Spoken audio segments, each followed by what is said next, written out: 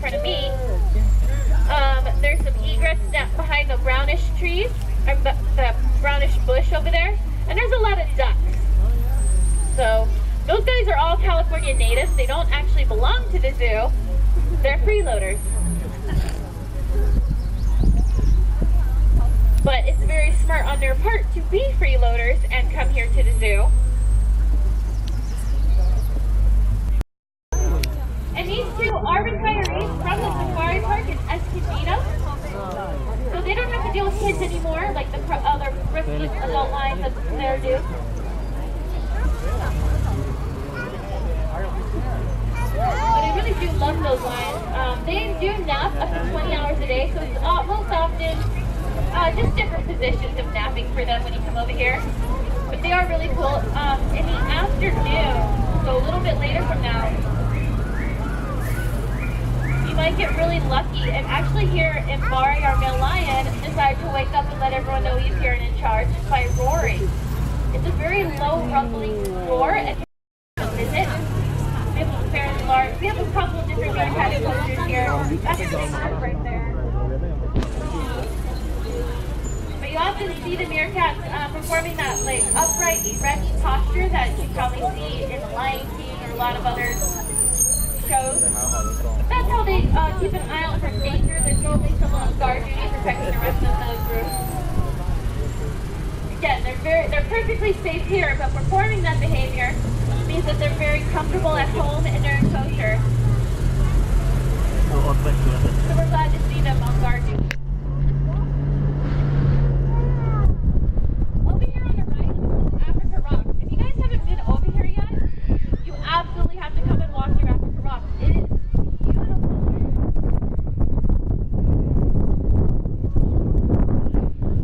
One quick second. Slightly napping. And he does have a brother in here somewhere who might be in the back cave. I never know. He's lifting his head. No, he's not. So these guys are rescued just like our polar bears. We've had them since they were young. And the reason for that is because their mom was teaching them some bad habits when they were cubs to go to human areas to race for food and garbage. I don't know if you guys... he's kind of in the middle of this bus right now and spread his wings out fully. The tips of his feathers finishing up the sides of this bus.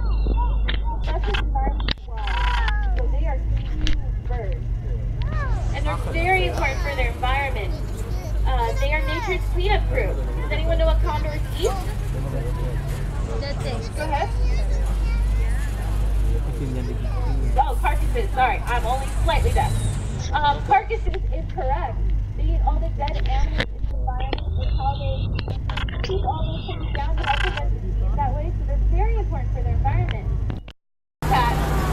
Those are the largest antelope in the world. Good view of it right now. Those big, beautiful horns. They get over 2,000 pounds. They're huge. So very beautiful, and they get along very well with that zebra in there. The grubby zebra, unlike other zebras, is actually territorial, so they do like to live in certain areas instead of the big nomadic groups that other zebras are familiar with travel in. They don't form those big giant herds, but he gets along very well with those eland in there. On our right, these are gazelle and antelope. Again, a good size comparison. The larger brown ones with the thin white stripes are lesser kudu. And then the specks gazelle are the little tiny ones, the black sides. And we do have baby specks gazelle, so keep an eye out for that. But more importantly, polar bears to our left. Ooh, I actually see one. You can just see her. He's an African elephant, so does anyone know how we're able to tell? Very good. You got a good look at her head before she tucked away back there. Africans have those big triangular ears. It's probably seen some when you picture it. Our Asian elephants have very small square-shaped ears. Easiest way to tell them apart. The Africans are also a little larger than the Asian elephants, another easy way to tell. The Africans are also lighter than the Asian elephants. So there is some superficial differences. There's a lot more. But what's really cool is we actually have the mixed herd here at the zoo, so you guys actually get to pick out those differences for yourselves. Most zoos are going to have one or the weather. But we're really lucky to have both species here. This facility that you see on our right is our Elephant Care Center. The elephants come here every single day to interact with their keepers, to get their daily checkups over here. And they get rewarded for coming over here. So they love coming here and seeing their keepers. Very happy area for them. This bird that we're passing right by right now, right here checking us out, that is Stella, our secretary bird. She is my favorite bird here in the zoo. Absolutely beautiful. Those beautiful long legs of hers are very important to her and how she hunts in sub-Saharan Africa in the grassland. So she is a bird of prey. She is a raptor like Hawks and Eagles, but instead of flying in the sky, she's going to stalk those grasses in her native habitat. And she's going to look for snakes and other small animals. When she comes across them, she's going to take them out by stomping their heads. You can actually sometimes see her doing that behavior. It's really cool. If you don't see it today, go look it up on YouTube.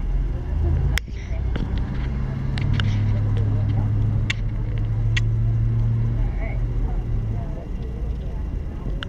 So you can see right now Tempo behind us for that rock, behind the other side of the enclosure. Behind our other Africans. We have 4 lovely elephants here. We have 2 Asians and 2 Africans. They're all female and they're all senior citizens. We actually specialize as a retirement center for elephants here. Our oldest one is one of our Asian elephants. Her name is Mary. And that might be her as soon as I get a good look at the tail. Mary has a long dangling tail and our other Asian has a very short, stumpy little tail. That's how I always tell the difference. Yeah, that is Mary. She is 54 years old. She's the oldest one here.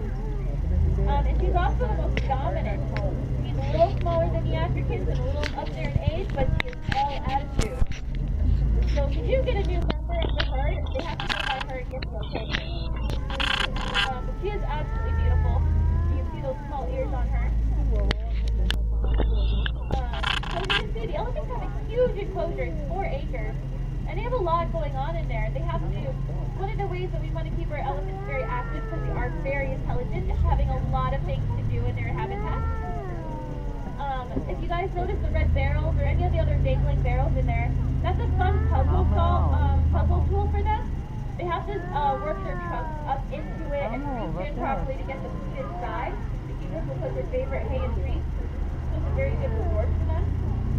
In addition, we also scatter food around so they have to walk around to make sure they're getting their exercise. And of course, the daily interactions with their keepers are just some of the ways we want to keep them active and entertained. When you guys go around the enclosure today, you're going to see a lot of different toys and things and exhibits how we get our animals to play and practice certain behaviors that they would in the wild. These big, beautiful birds we see right here. It's like not in a hurry to eat. Very gently. And see the other one in the back? The one in a hurry to eat. Yeah. That one's playing, right? I don't know. Oh my god, look at this color. Wow.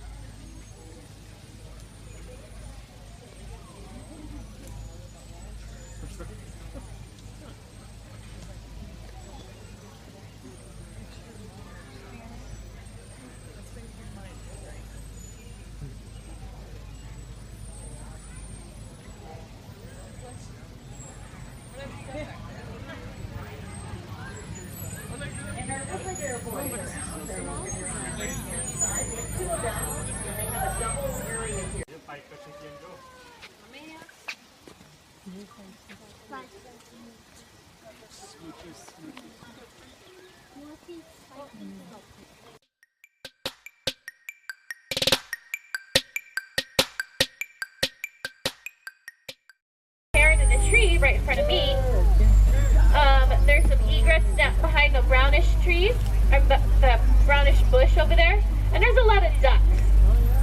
So those guys are all California natives. They don't actually belong to the zoo. They're freeloaders. But it's very smart on their part to be freeloaders and come here to the zoo. And these two are retirees from the safari park in Escondido. So they don't have to deal with kids anymore, like the other risky adult lions that they're due. But I really do love those lions. They do nap up to 20 hours a day, so it's most often just different positions of napping for them when you come over here. But they are really cool. In the afternoon, so a little bit later from now, you might get really lucky and actually hear Imbari, our male lion, decide to wake up and let everyone know he's here and in charge by roaring. It's a very low, rumbling roar, and visit. We have a fairly large. We have a couple of different meerkat posters here. That's the big one right there. But you often see the meerkats performing that like upright, erect posture that you probably see in The Lion King or a lot of other shows. That's how they keep an eye out for danger. There's normally someone on guard duty protecting the rest of the group. Again, they're perfectly safe here, but performing that behavior means that they're very comfortable at home and they're in kosher. So we're glad to see them on guard duty.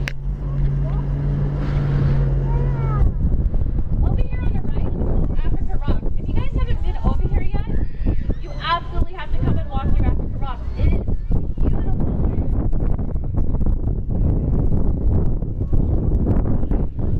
One quick second. Lightly napping. And he does have a brother in here somewhere who might be in the back cave. I never know. He's lifting his head. No, he's not. So these guys are rescued just like our polar bears. They've had them since they were young. And the reason for that is because their mom was teaching them some bad habits when they were cubs to go to human areas to race for food and garbage. I don't know if you guys... he's kind of in the middle of this bus right now and spread his wings out fully. The tips of his feathers finishing up the sides of this bus. That's just 9 feet wide. So they are huge birds. And they're very important for their environment. They are nature's cleanup crew. Does anyone know what condors eat? Go ahead. Oh, carcasses. Sorry, I'm only slightly deaf. Carcasses is correct.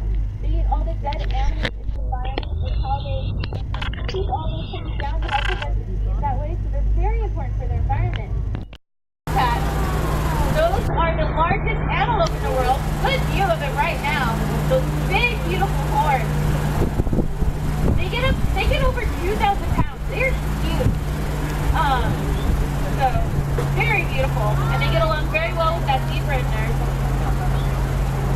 The grubby zebra, unlike other zebras, is actually territorial, so they do like to live in certain areas instead of the big nomadic groups that other zebras are familiar with travel in. They don't form those big giant herds, but he gets along very well with New Zealand in there. On our right, these are gazelle and antelope. Again, a good size comparison. The larger brown ones with the thin white stripes are lesser kudu. And then the specks gazelle are the little tiny ones with the black sides. And we do have baby specks gazelle, so keep an eye out for that. But more importantly, polar bears to our left. Ooh, I actually see one. Those are the largest antelope in the world. Good view of it right now. Those big, beautiful horns. They get over 2,000 pounds. They're huge. So very beautiful, and they get along very well with that zebra in there. The grubby zebra, unlike other zebras, is actually territorial, so they do like to live in certain areas instead of the big nomadic groups that other zebras are familiar with travel in. They don't form those big giant herds, but he gets along very well with New Zealand in there. On our right, these are gazelle and antelope. Again, a good size comparison. The larger brown ones with the thin white stripes are lesser kudu. And then the specks gazelle are the little tiny ones with the black sides. And we do have baby specks gazelle, so keep an eye out for that. But more importantly, polar bears to our left. Ooh, I actually see one. You can just see he's an African elephant, so does anyone know how I was able to tell?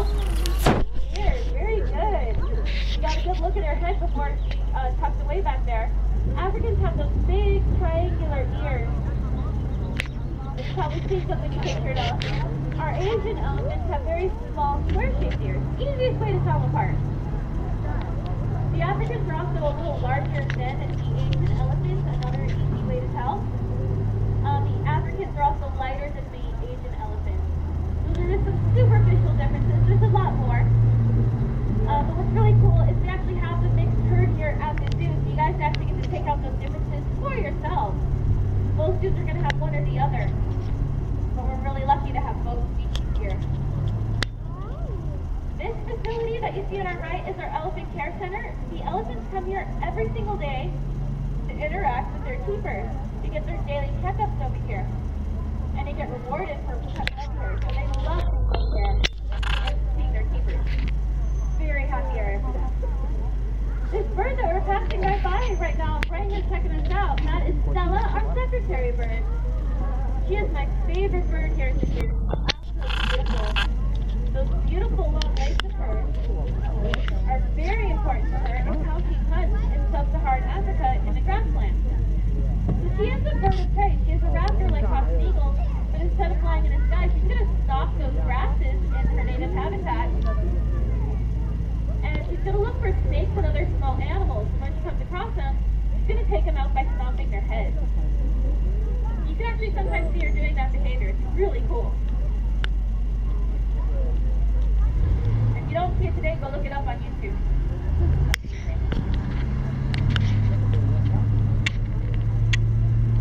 Alright. So you can see right now Tempo behind us for that rock, behind the other side of the enclosure. Behind our other Africans. We have 4 lovely elephants here. We have 2 Asians and 2 Africans. They're all female and they're all senior citizens. We actually specialize as a retirement center for elephants here. Our oldest one is one of our Asian elephants. Her name is Mary. And that might be her as soon as I get a good look at the tail. Mary has a long dangling tail and our other Asian has a very short, stumpy little tail. That's how I always tell the difference. Yeah, that is Mary. She is 54 years old. She's the oldest one here. And she's also the most dominant. She's a little smaller than the Africans and a little up there in age, but she is all attitude. So if you do get a new member of the herd, they have to go by her and get the okay. But she is absolutely beautiful. You can see those small ears on her. So you can see the elephants have a huge enclosure. It's 4 acres. And they have a lot going on in there. They have to, one of the ways that we want to keep our elephants very active, because they are very intelligent, is having a lot of things to do in their habitat. If you guys notice the red barrels or any of the other dangling barrels in there, that's a fun puzzle tool for them. They have to work their trunks up into it and reach in properly to get the food inside. The keepers will put their favorite hay and treats. So it's a very good reward for them. In addition, we also scatter food around so they have to walk around to make sure they're getting their exercise. And of course, the daily interactions with their keepers are just some of the ways we want to keep them active and entertained. When you guys go around the enclosure today, you're going to see a lot of different toys and things and exhibits, how we get our animals to play and practice certain behaviors.